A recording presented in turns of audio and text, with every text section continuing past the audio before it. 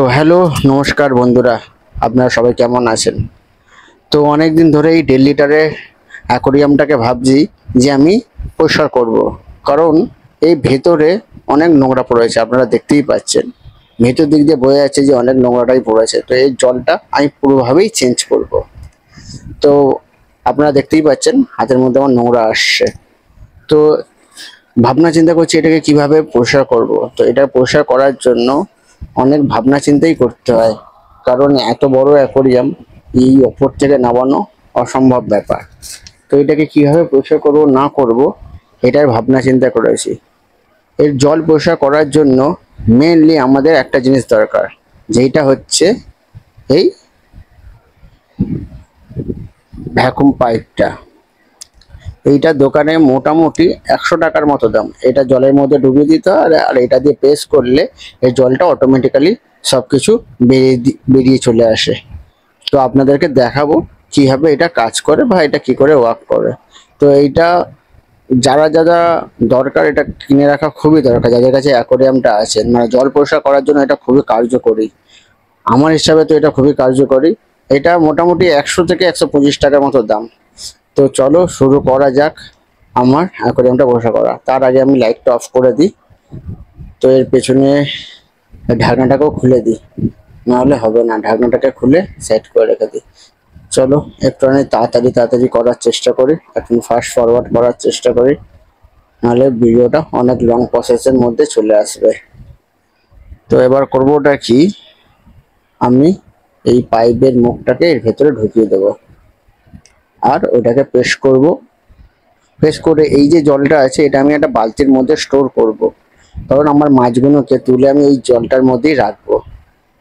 না হলে মাছগুলোকে অন্য জলের মধ্যে রাখলে সমস্যা হয়ে যাবে।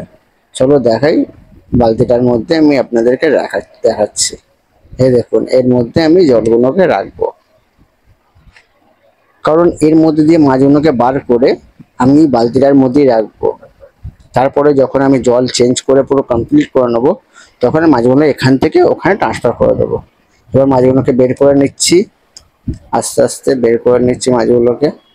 আপনারা দেখতেই পাচ্ছেন, আস্তে আস্তে আরো মাছগুলোকে, উইডো মাছগুলোকে বার করে নিই। আসতেই চায় না, খুব বদমাস মাছগুলো। আয় আয় আয় আয় আয় আয় আয়, খুব ধরা মুশকিল হয়ে পড়ে। দেখছেন 50% জল আমার বের করা কমপ্লিট হয়ে গেছে। তো মাছগুলোকে এরকম ভাবে বার করে নিতে হচ্ছে আমাকে। তো এটা আমার হচ্ছে গোল জার। তো এরপরে আমি তাড়াতাড়ি মাছগুলোকে বার করে নিই।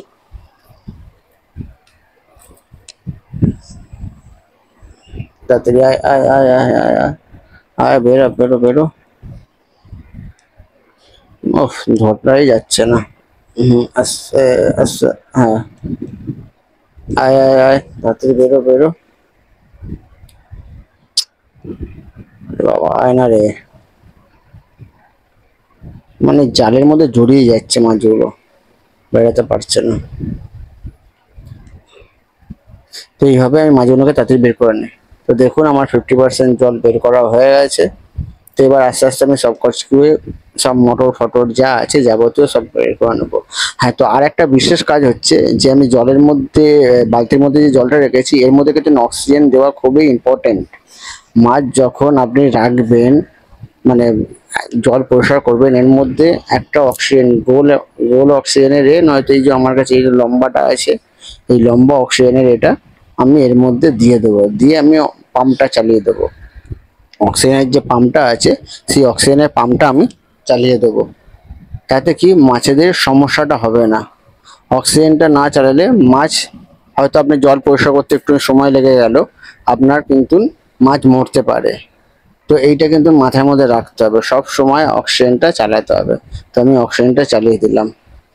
আপনারা দেখতেই পাচ্ছেন আমার অক্সিজেন চালিয়ে দিয়েছি এই পাইপের মধ্যে দিয়ে, নাহলে মাছেদের সমস্যা হয়। তারপর আমি এবার পুরো অ্যাকোরিয়ামটা পরিষ্কার করে, এটা দেখে নিন আমার অ্যাকোরিয়ামটা পরিষ্কার হয়ে গেছে। এবার আস্তে আস্তে ফিল্টার মোটর যা যা আছে আমার, আস্তে আস্তে সব কিছু আমি এর মধ্যে সেট করে দিয়ে তারপর আমি জল লাগিয়ে দেবো। তো আমার সেট করা কমপ্লিট, জলও ঢালা কমপ্লিট। তো এবার করবো কি, একটুখানি ওষুধ দিয়ে দেবো আর মোটরগুলোকে চালিয়ে দেবো। তারপরে একে একে মাছগুলোকে দিতে শুরু করবো। এই দেখুন মোটরটা চালিয়ে দিয়েছি, অক্সিজেন মোটরটা। এবার মাছ আমি আস্তে আস্তে পুরো দিতে শুরু করব। অক্সিজেন চালিয়ে দিয়েছি, দেখুন কিরকম লাগছে। কিছু বালি ফালি আর কিছু দিইনি, যা ডেকোরেশন ছিল সব ডেকোরেশন বাদ দিয়ে এবার নর্মালি আমি শুধু রেখেছি এগুলোকে।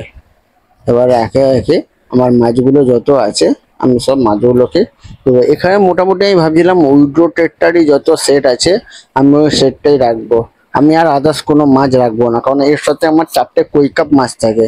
এই 4টে কই কাপ মাছ যদি কারোর লাগে আমাকে কমেন্ট করে বলবেন, আমি তাকে পার্সেল করে দেবো। তার নাম, অ্যাড্রেস আর ফোন নম্বরটা দিলে খুবই ভালো হয়, তাহলে আমি তার অ্যাড্রেসে আমি পার্সেল করে দিতে পারবো। আমার এই 4টে কই কাপ মাছ কোনো সাবস্ক্রাইবার যদি আমার থেকে চায় তাহলে আমি দিয়ে দেবো। আমার 4টে কই কাপ মাছ আপনারা দেখেছেন হয়তো, আপনাদেরকে আমি দিয়ে দেবো। কারণ আমি এই অ্যাকোরিয়ামটাতে শুধু ভাবছি যে শুধু উইডো টেট্রাই রাখবো।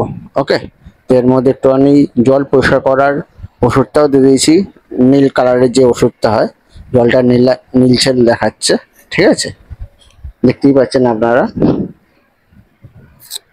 তো এবার মাছগুলোকে একে একে ধরবো আর একে একে আমার অ্যাকোরিয়ামে ছেড়ে দেবো।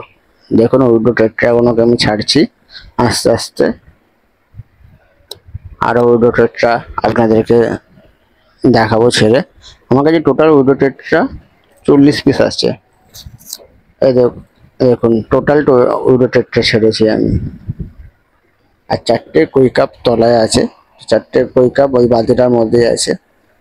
এবার দেখুন লাইটিং ফাইটিং সব জ্বালিয়ে দিয়েছি। উইডো টেট্রার বিশেষত্ব হচ্ছে উইডো টেট্রাগুলো আলোতে খুব সুন্দর কালার ফোটে, আপনারা দেখতেই পাচ্ছেন আলোতে পুরো কালারিং ভাবে ফোটে। উইডো টেট্রার এইটাই একটা সবচেয়ে ভালো জিনিস। আর এরা এক ঝোট বেঁধে, মানে এরা জঙ্গল বেঁধে থাকে, তো দেখতে আরো ভালো লাগে। তো কেমন লাগলো আমার অ্যাকোরিয়ামের সেটআপটা, দর্শক বন্ধুরা একটু কমেন্ট করে